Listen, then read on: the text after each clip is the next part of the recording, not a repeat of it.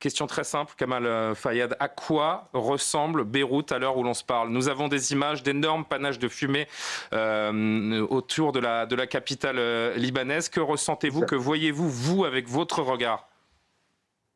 Écoutez, il y a eu un exode parce que hier, en fait, il y a eu des avertissements de la part des Israéliens de certains bombardements qui vont affecter plusieurs secteurs de Beyrouth et qui sont surtout les secteurs en fait de la banlieue sud qui sont juste derrière moi.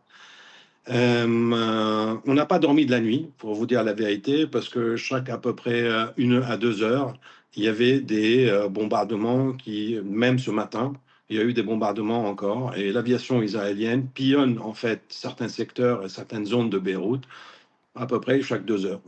Vous avez envie Donc, de quitter l'endroit où vous êtes? Est-ce qu'il y a des craintes personnelles pour pour votre vous dire, intégrité il y a des physique? craintes, mais non, on sait très bien, si vous voulez, il y a un certain ras-le-bol en fait de la guerre. Personne ne veut la guerre. Il y a une majorité de Libanais qui refusent en fait ce qui se passe. On est un peu pris en otage par ce qui s'est passé par le Hezbollah.